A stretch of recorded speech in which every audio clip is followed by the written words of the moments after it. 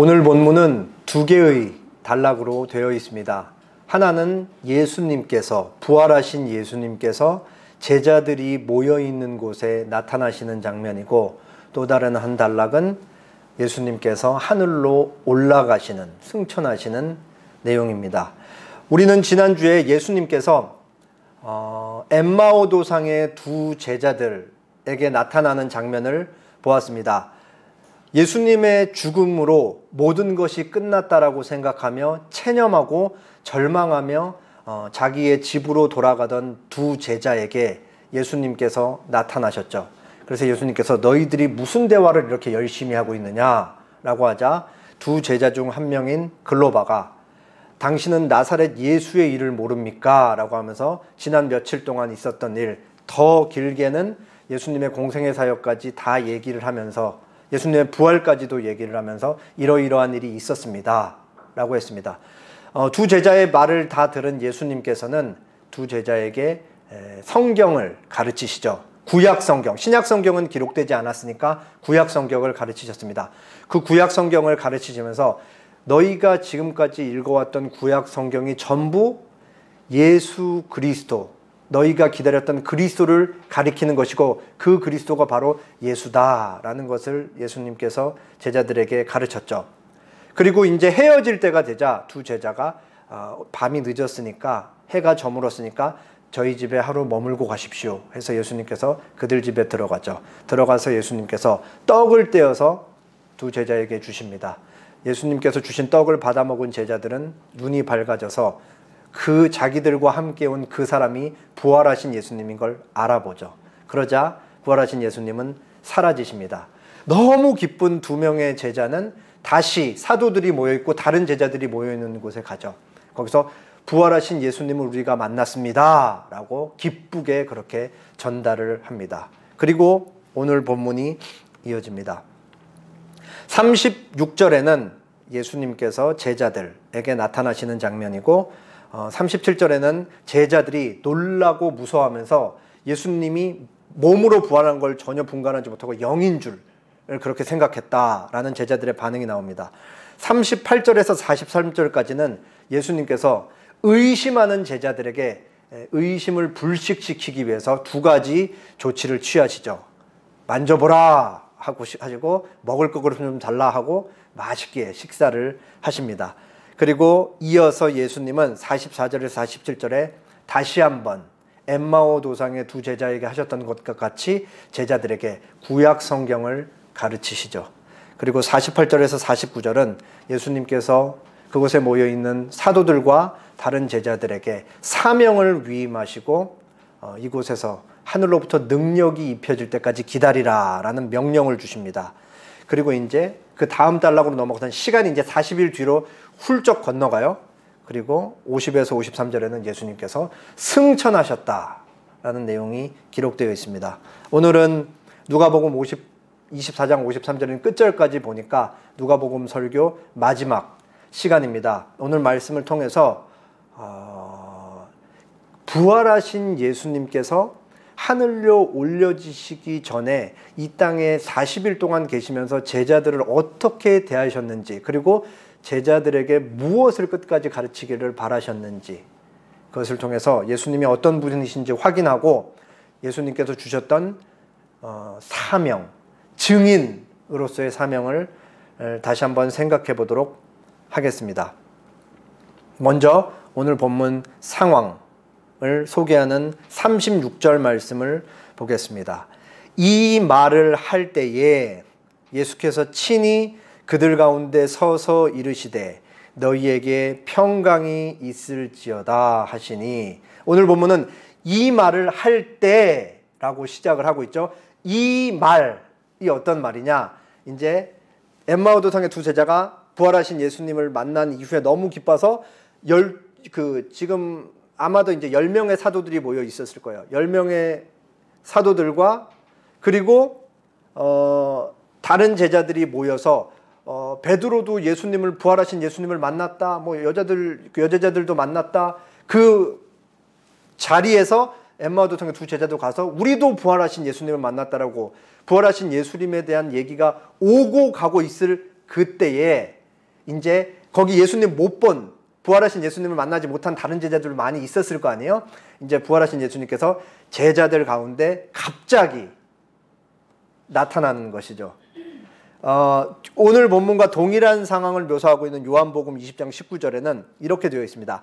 이 날, 예수님께서 부활하신 날이죠. 곧 안식 후 첫날 저녁 때에 제자들이 유대인들을 두려워하여 모인 곳의 문을 닫았더니 예수께서 오사 가운데 서서 이르시되 너희에게 평강이 있을지어다. 예수님께서 갑자기 나타나셔서 제자들에게 하는 말이 인사를 건네시는데 너희에게 평강이 있을지어다. 그렇게 얘기를 하시는 거죠. 이 부분이 얼마나 좋은지 모르겠어요. 지금 여제자들 몇몇을 제외하고 그리고 남자 제자들 중에 사도 요한을 제외하고 지금 모여있는 사람들 전부 어떤 사람들이에요? 예수님의 죽음 앞에 전부 다 주랭랑 쳐서 도망간 배신자들만 모여있잖아요. 근데 부활하신 예수님이 나타나서 왜 도망갔어? 이런 말 한마디 없으시고 질책이나 책망도 없으시고 마치 아무 일도 없었다는 듯이 너희에게 평강이 있을지어다. 평강을 전하고 계시죠. 근데 단순히 뭐 우리나라만 옛날 인사말식대로 밥 잘 먹었어? 그런 의미로서 그냥 단순한 인사말로 평강을 전한 게 아니고 예수님은 진짜 평강을 주시기 위해서 그 자리에 왔다라는 사실이에요. 어떤 의미에서 그런 거죠? 제자들은 지금 부활하신 예수님에 대한 얘기를 듣고 몇몇 제자들이 직접 만난 사실을 들었음에도 불구하고 거기에 있는 다수는 못 믿고 있는 거고 의심하고 있는 거고 그렇기 때문에 그들에겐 여전히 절망이 있는 것이죠. 그러면서 혼란스러워하고 있는 상황 속에서 예수님께서 이 자리에 직접 나타나심으로써 제자들에게 평강을 주기 위해 왔다라는 것을 우리가 알 수가 있습니다. 제자들이 부활하신 예수님께서 나타나시자 제자들이 놀라고 무서워요. 분명히 지금 자기들 눈앞에 있는 이 분이 예수님인 거는 확실히 알아봐요. 왜냐하면 예수님인 걸 봤으니까 놀라고 무서워하면서 영인 줄, 손에 잡히지 않는 영인 줄 알았다. 그렇게 성경이 얘기를 하고 있기 때문에 그런 것이죠. 그런데 놀라워하고 무서워할 만하죠. 왜냐하면 우리가 방금 전에 봤던 요한복음 20장 19절에 제자들은 지금 유대인들한테 어떤 해를 당할까 봐 너무 무서워서 문을 닫고 있었잖아요. 문을 꼭꼭 닫고 걸어 잠그고 있었겠죠. 근데 만약에 몸을 가진 사람이라면 문을 열고 자기들 앞에 들어와야 되는데 그런 일은 없었거든요. 근데 갑자기 눈앞에 예수님이 있는데 문을 열고 들어가지 않았는데 예수님이 있는 거. 그러니까 당연히 영이라고 생각하고 하는 것이죠. 그러니까 예수님께서 조치를 취하시는 게 자, 내 손을 보고 내 발을 봐라. 이렇게 얘기를 하는 거예요. 자, 여기서 질문 하나 드리겠습니다. 예수님께서 왜 의심하고 너무 기뻐서 믿지 못하는 제자들에게 손을 보여주고 발을 보여주셨을까요? 예. 못자국을 보여주시기 위해서 그런 거죠. 그러니까 십자가에 달려 죽은 그 예수님께서 지금 몸을 가진 채로 부활해서 제자들 앞에 있다라는 것을 확실하게 알게 해주시기 위해서 손을 보여주고 발을 보여주시는 거죠. 그리고 만져보라, 의심하지 마라, 이렇게 예수님께서 얘기를 하십니다. 제자들이 막 만져봤겠죠. 여기 막 손가락 펴보고 막. 근데도 너무 기쁘니까 이런 일이 지금까지 없었잖아요. 예수님께서 죽은 나사로를 살리신 일을 경험했음에도 불구하고 복음서에 기록된 것이 예수님께서 죽은 사람을 살린 게 적어도 3번, 제가 알기로는 3번 기록되어 있는데 그것을 봤을 때도 다시 살아난 사람은 지금 예수님이 살아난 부활과는 다른 거죠. 그러니까 제자들이 막 만져보는데 너무 신기하니까 기쁘기도 하면서 여전히 잘 믿지 못하는 거. 이게 꿈인가 생신가. 그러니까 예수님께서 먹을 것 좀 있느냐. 그러니까 제자들이 생선 한 토막 싹 내니까 거기서 예수님이 막 맛있게 드시는 것이죠. 자, 여기서 이제 우리가 오해할 수 있는 내용 하나를 김성수 교수님의 설명을 통해 좀 제거하고 넘어가도록 하겠습니다. 예수님께서 음식을 드신 일에서 추론하기를 부활체를 입은 후에도 이 땅에서 나는 것으로 그 생존을 유지한다라고 생각해서는 안 된다. 부활 후에는 천사와 방불하여 시집가고 장가가는 일이 없다 하셨으므로 이런 면에서도 분명히 변화가 있을 것이기 때문이다. 예수님께서 구운 생선 한 토막을 잡수신 것은 그가 살과 뼈가 없는 영으로 부활하신 것이 아니라 몸을 가진 존재로 부활하셨음을 보이기 위한 것이었다. 그러니까 예수님이 지금 배고파서 밥 달라고, 먹을 거 달라고 그런 게 아니에요. 분명히 배가 고픈 것이 아니었고 제자들이 지금 자꾸 못 믿고 있으니까 그 의심을 불식시키기 위해서, 영은 먹지를 못하잖아요. 몸이 있어야 먹으니까 그 앞에서 식사를 하셨던 것이죠. 그렇게 해서 예수님은 자신이 몸으로 부활했다, 그리고 실제로 부활했다라는 것을 제자들에게 확실하게 보여주십니다. 그리고 이제 이어서 중요한 내용을 가르치죠. 제가 44절에서 49절까지 읽을 테니까 여러분이 47절 읽어주시기 바랍니다. 또 이르시되 내가 너희와 함께 있을 때에 너희에게 말한 바 곧 모세의 율법과 선지자의 글과 시편에 나를 가리켜 기록된 모든 것이 이루어져야 하리라 한 말이 이것이라 하시고, 이에 그들의 마음을 열어 성경을 깨닫게 하시고 또 이르시되 이같이 그리스도가 고난을 받고 제3일에 죽은 자 가운데서 살아날 것과 시작 또 그의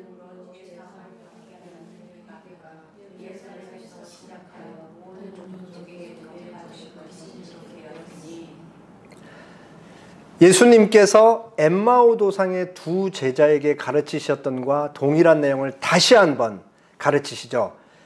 구약 성경에 나와 있는 모세 오경에도 그렇고 선지자들의 무수히 많은 예언도 그렇고 더 나아가서 시편까지, 그러니까 구약 성경 전체가 가르치는 것이 뭐냐, 그리고 가리키고 있는 것이 뭐냐, 바로 부활하신 나 예수 그리스도가 아니냐. 그리고 구약 성경에 이미 다 기록되어 있다. 나의 고난과 죽음, 그리고 더 나아가 영광을 취하는 부활까지도 다 기록되어 있다라는 그 구약 성경의 모든 내용이 예수 그리스도를 가리킨다라는 그 중요한 진리를 가리키고 있죠. 가르치고 있죠, 예수님께서. 그리고 그들의 마음을 열어 성경을 깨닫게 하시고 다시 한번 예수님께서 당하셨던 고난과 죽음, 부활까지 다시 또 말씀을 하십니다. 예수님께서 왜 이거를 자꾸 반복을 하실까요? 너무 중요하기 때문에 그런 것이죠. 예수님께서 고난받으시고 죽은 이후에 부활의 몸을 입고 다시 부활하셔서 영광을 취하기 위해서 하나님 우편으로 가신다라는 이 내용이 너무나 중요하기 때문에 예수님께서 가르치고 있는 것입니다. 그리고 한 가지 내용이 이제 지난주 엠마오 도상의 두 제자들에게 가르쳤던 것과 비교했을 때 추가되어 있어요. 47절이죠. 또 그의 이름으로 죄사함을 받게 하는 회개가 예루살렘에서 시작하여 모든 족속에게 전파될 것이 기록되었으니, 핵심 중에 핵심이죠. 예수님께서 고난받고 죽으신 결정적인 이유를 이제 드디어 설명을 하십니다. 그게 뭐냐? 회개하고 예수님을 믿는 자들의 죄를 사하시기 위해, 용서하시기 위해서 예수님께서 고난받고 죽으신 이후에 부활하셨다라는 것을 그렇게 가르치고 있는 것이죠. 결국은 예수님께서 하나님의 택한 백성들의 죄를 용서하시기 위해서, 그들을 살리시기 위해서 십자가에 못 박혀 죽으셨다라는 것을 그렇게 얘기를 하고 있는 것입니다. 우리가 잘 알듯이 하나님께서는 공의로운 분이시기 때문에 죄인을 그냥 용서할 수는 없어요.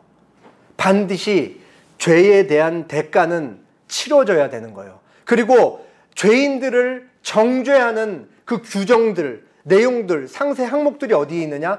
구약 성경의 율법에 나와 있죠. 가장 쉽게는 우리가 매주 읽는 십계명에 나와 있는 거예요.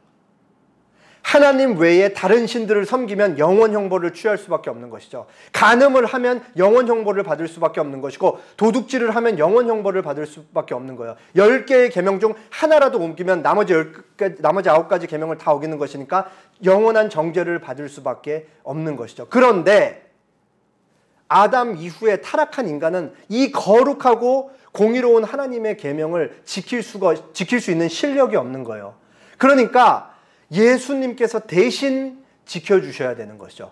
그래서 적극적으로는 예수님께서 하나님의 온전한 공의로운 법인 율법을 우리를 대신해서 다 지키시는 것이고, 소극적으로는 우리가 이걸 지키지 못하게 되기 때문에 받아야 될 형벌을 십자가상에서 대신 받으심으로써 우리에게 영원한 생명을 주시고, 부활하심으로 동시에 이제 부활까지 나가서 우리에게 영원한 생명, 죄사함과 더 나아가 영원한 생명을 주시는 것이죠. 그렇게 예수님의 죽음은 십자가에서 어린 양으로서, 유월절의 어린 양으로서 우리에게 영원한 자유를 허락하시기 위해 죽었다라는 죽음을 알 수 있는 것이죠. 그런데 지금까지는 제자들이 예수님의 죽음과 고난과 죽음에 대한 이 죄사함과 연관해서 이해를 하지 못했던 거예요.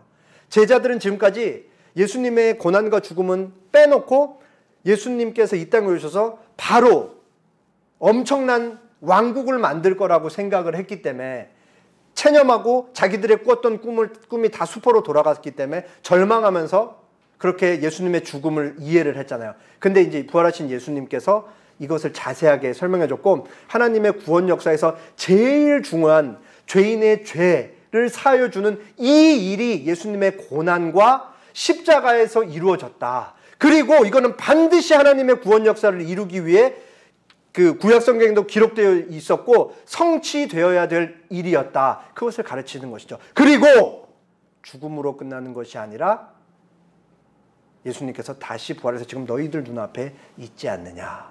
그러니까 부활하신 예수님께서 고난과 죽음을 다시 가르치니까 제자들은 이제 비로소 예수님의 부활을 통해 예수님의 고난과 죽음을 다시 이해하게 되고 새롭게 이해하게 되는 것이죠. 이 제자들이 구약 성경을 몰랐던 사람들이 아니잖아요. 늘 구약 성경을 듣고 외우고 노랫말로 부르고 잘 알고 있었던 사람이에요. 매주 우리처럼 구약 성경을 거기서 랍비들이 풀어주는, 율법 교사들이 풀어주는 걸 들으면서 있었던 사람들이거든요.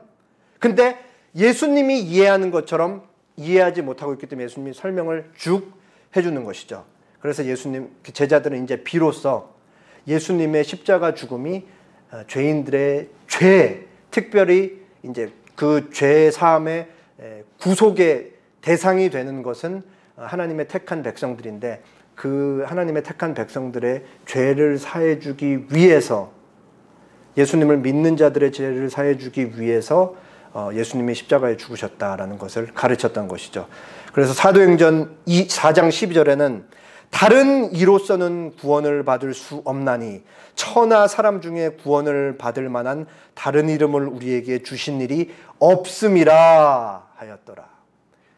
오직 예수의 이름, 사람, 죄인이 구원을 받을 수 있는 유일한 방법은 예수 그리스도를 붙잡고 믿음으로서만 가능하다라는 것을 그렇게 얘기를 하고 있죠. 아주 현대적인 사람이 보면은 어떻게 그렇게 전근대적인 말을 할 수 있고 그렇게 시대에 뒤떨어진 말을 할 수 있으며, 요즘 각자의 의견과 각자의 생각이 이렇게 존중받는 시대에 그렇게 배타적으로 얘기를 할 수 있느냐라고 얘기할지 모르겠지만, 성경이 사람이 구원을 받아서 영원한 천국에 갈 수 있는 유일한 방법은 단 한 가지다. 예수 그리스도의 이름을 붙잡는 그 길밖에는 없다라고 그렇게 얘기를 하고 있는 것입니다.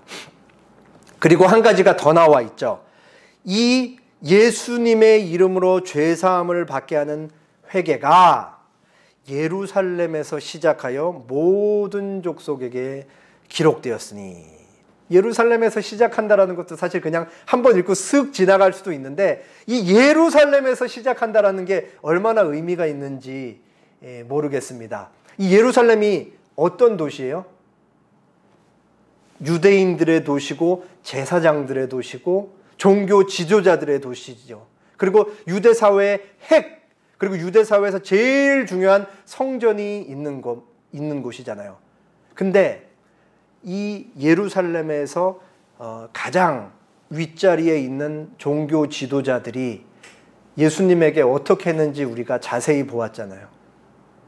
이 사람들이 얼마나 악의적으로 살의를 가지고 예수님을 죽이기 위해서 모의하고 계획을 세우고 결국 예수님을 십자가에 못 박아 죽이는 그 자리까지 나와 있는 거죠.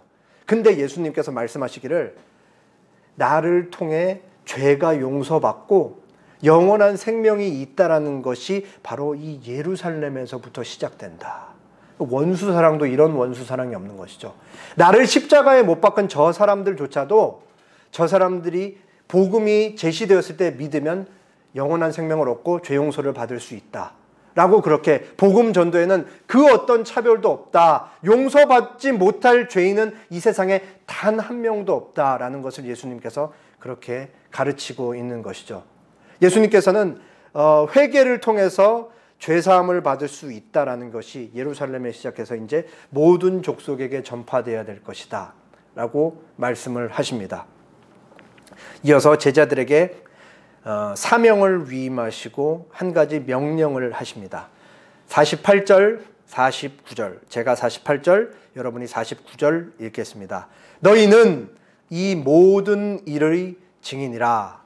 볼지어다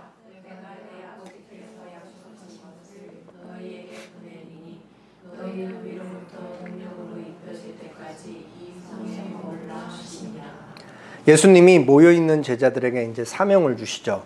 너희는 이 모든 일의 증인이라. 내가 어떻게 공생애를 살았고 내가 어떻게 어떤 과정을 거쳐서 고난당하고 십자가까지 끌려갔으며 어떻게 십자가 위에서 못 박혀 죽었고 그리고 어떻게 다시 3일 만에 살아났는지 이 모든 일에 너희는 증인이다 라고 그렇게 얘기하시죠. 진리를 경험한 자로서 너희는 증인이고 그것을 증언하며 살아가는 자들이다 라고 그렇게 제자들에게 얘기를 하는 것이죠. 그러면서 예수님께서 볼지어다 내가 내 아버지께서 약속하신 것을 너희에게 보내리니 너희는 위로부터 능력으로 입혀질 때까지 이 성에 머물라. 여기서 아버지께서 약속하신 것, 구약 성경에 약속된 성령 강림에 대한 예언이 이제 예수님께서 승천하시면서 예수님께서 제자들에게 보낼 것이다. 그렇게 약속을 내가 이룰 것이다 말씀하시고 있죠. 그러면서 위로부터 성령이 강림해서 너희와 함께 계실 때 너희는 능력으로 입혀질 때까지 이 성에서 머물라 라고 그렇게 말씀을 하십니다. 성령이 강림해서 성령으로부터 능력을 받을 때 제자들은 담대함으로 예수님을 통해 영원한 부활 생명을 누릴 수 있다. 믿고 회개하라 라는 것을 당당하게 외칠 수 있게 되는 것입니다. 이게 어떤 그림인지 혹시 아시겠습니까? 여기 예수님 옆구리에 창으로 찔려서 나와 있는데 손가락을 요러고 넣고 있는 빨간 옷을 입은 사람이 누굴까요? 바로 도마이죠. 도마. 만약에 오늘 본문 제가 지금까지 설명드렸던 본문을 예수님께서 부활하신 날 저녁에 그날 있었던 일이라고 얘기를 할 때 아까 제가 설교 중에 10명의 제자들만 있었죠. 가룟 유다는 없고 그럼 또 다른 한 명이 빠져 있다는 얘기인데 도마가 아마 이 자리에 없었을 겁니다.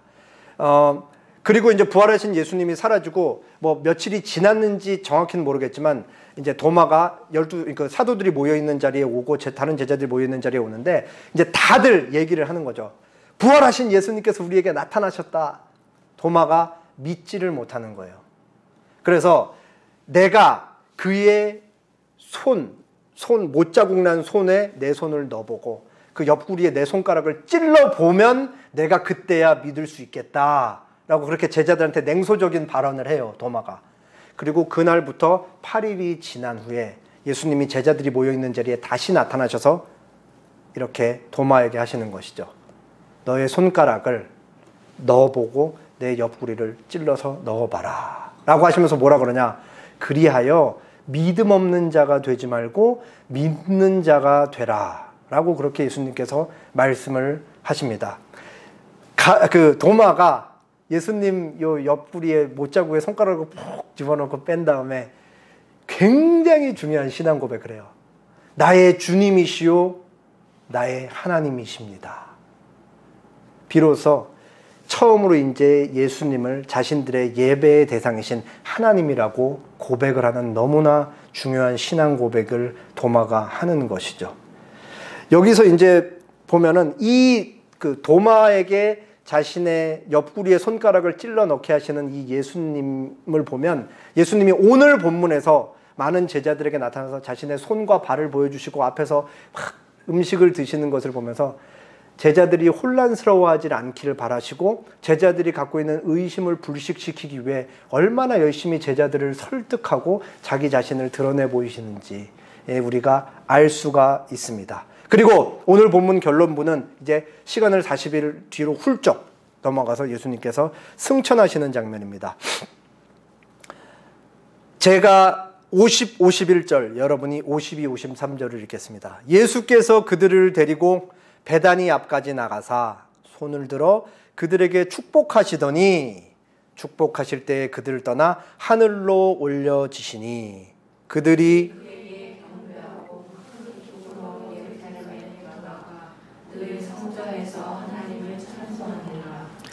예수님께서 이제 승천하시기 직전에 제자들을 데리고 베다니 앞까지 나가시죠. 그리고 손을 들어서 이제 제자들을 축복하십니다. 그리고 축복하시면서 이제 예수님이 구름 위로 하늘로 쫙 올라가시는 것이죠. 그때 이제 제자들이 예수님을 보면서 이제 경배를 하는 거예요.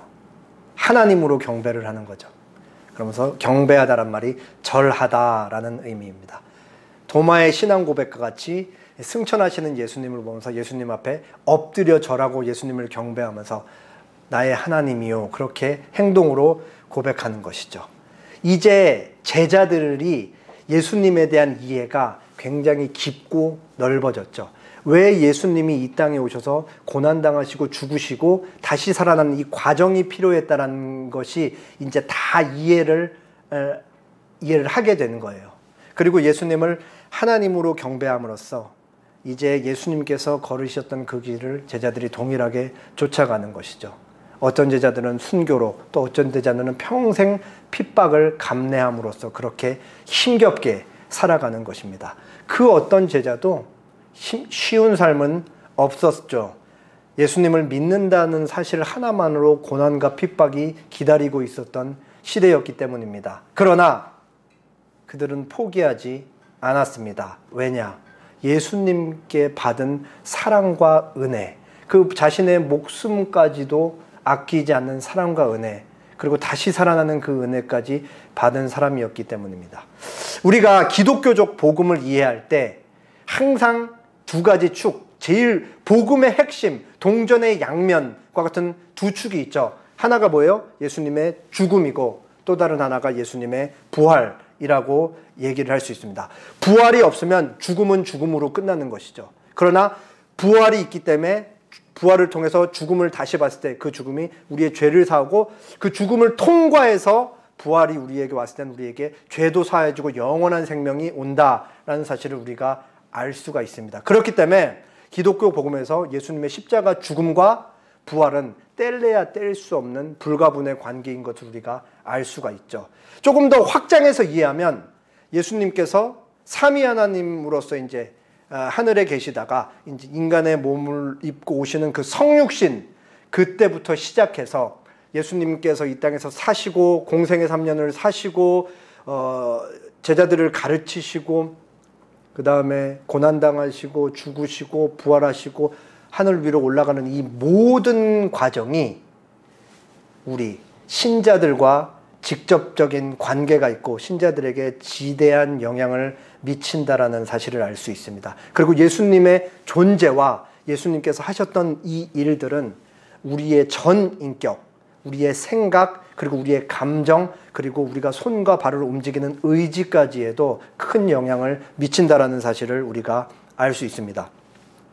종교개혁자 칼빈은 예수님의 이 전 존재, 그리고 예수님께서 사셨던 이 땅에 사셨던 모든 그 삶의 과정이 우리와 어떻게 직접적으로 연결되어 있는지 이렇게 얘기합니다. 아주 다소 딱딱할 수 있지만 곱씹으면 너무너무 중요한 얘기가 많이 들어있기 때문에 천천히 잘 따라오시면 좋겠습니다. 권세는 예수님의 통치에서, 순결은 그의 잉태에서, 온유함은 그의 출생에서 나타난다.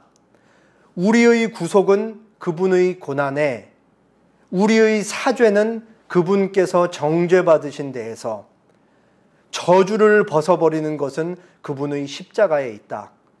죄값을 치르는 일은 그분의 희생에서, 정결은 그분의 피에서 찾을 수 있다. 그분께서 지옥에 내려가심으로써 우리가 화평을 얻고, 그분의 장사 되심으로 죄 죽임을, 그분의 부활로 새 생명을 얻는다. 신자가 천국을 유업으로 얻도록 그리스도께서 하늘로 들려 올라가셨다. 신자들이 이 땅에서 안전하게 보호받고 모든 복을 풍성히 누리도록 그분의 나라가 임했다. 그런 그리스도가 재판장이시기에 우리는 안심하고 심판을 기다릴 수 있다. 한마디로 그리스도 안에는 이처럼 모든 선한 것들이 풍성하게 예비되어 있기 때문에 다른 데로 갈 필요가 없다. 이 샘에서 마음껏 마시자. 그렇게 칼빈 선생님이 얘기를 하고 있습니다. 예수님께서 성육신에서 이 땅에 아기로 태어나시고 하늘나라로 올라가는 전 과정 하나가 전부 다 우리와 직접적으로 관련이 있다. 태어난 거, 고난받으신 거, 죽으신 거, 올라가신 거, 장사 지내신 거, 이런 게 다 우리와 직접적인 관련이 있다라는 사실을 우리가 알 수 있습니다. 그렇기 때문에 우리는 예수님이 우리 삶의 전부라는 것을 알 수 있는 것이죠. 사실 조금만 더 생각해 보면 우리의 삶이라는 것은 단순하게 먹고 자고 살고 입는 것에 있는 게 아니라는 것을 알 수 있습니다. 우리의 삶은 예수님과 관련되어 생각할 때 사실은 죄와 구원과 관련되어 있다는 것을 우리는 알 수 있습니다.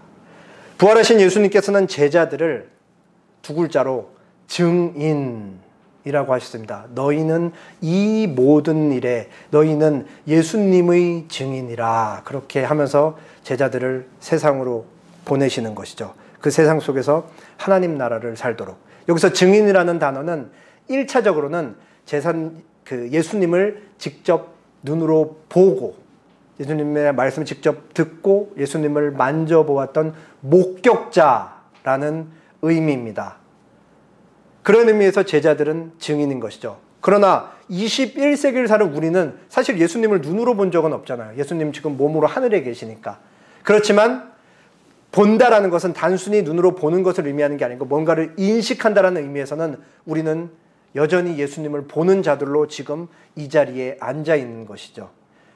하나님께서 예수님을 볼 수 있도록 우리 눈에 비늘을 벗겨주신 것이고 믿음을 선물로 주셨기 때문에 우리가 예수님을 인식할 수 있게 되는 것입니다. 그리고 하나님께서 믿음을 선물로 준 신자들의 삶은 반드시 변합니다. 삶의 모든 방향이 예수님을 지향하기 때문이죠. 그래서 삶의 모든 방향이 예수님을 지향하는 증인은 천진난만하게는 어린아이와 같이 그렇게 예수님을 증거하며 사는 것입니다.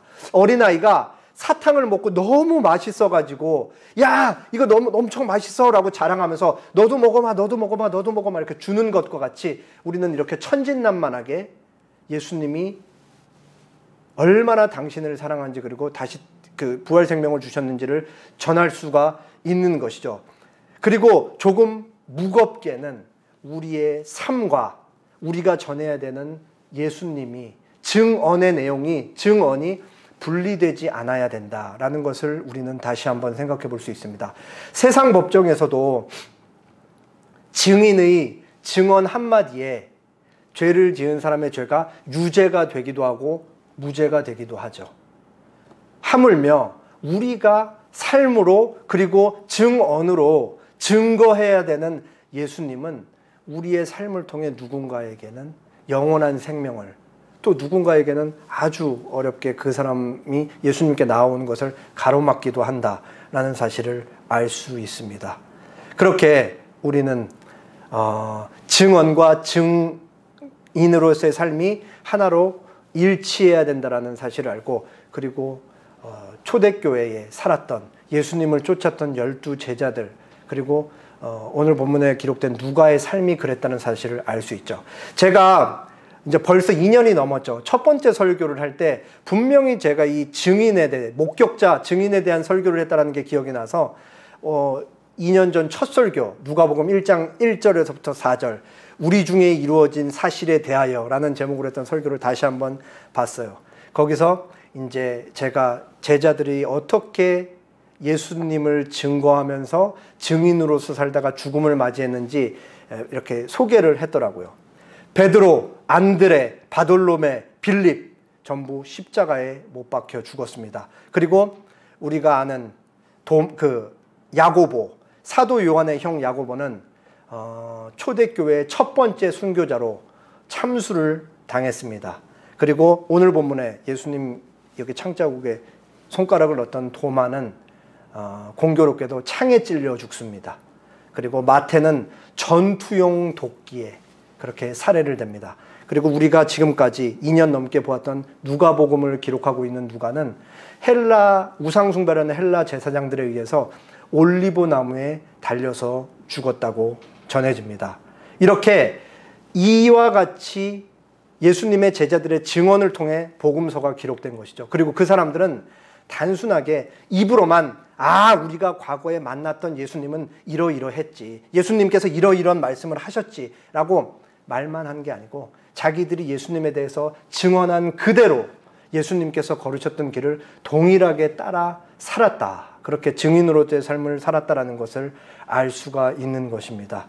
그들은 죽음을 각오하고 받아들이며 동시에 예수님께서 죽음 앞에 부활을 보셨듯이 제자들도 나의 죽음이 죽음으로 끝나지 않는다, 예수님께서 다시 살아나셨듯이 나도 이 죽음 후에는 다시 부활의 몸을 입을 것이다 라는 소망과 기대를 가지고 그 죽음까지 뛰어들 수 있었던 것입니다. 그렇게 오직 예수님께만 있는 영원한 부활 생명을 사람들에게 전했던 것이죠. 마지막으로 저희 학교 선생님, 이제 제가 아주 존경하는 정창균 교수님께서 쓰신 글의 일부를 소개하겠습니다. 제가 이거 과거에 한번 소개했는지 잘 기억이 안 나요.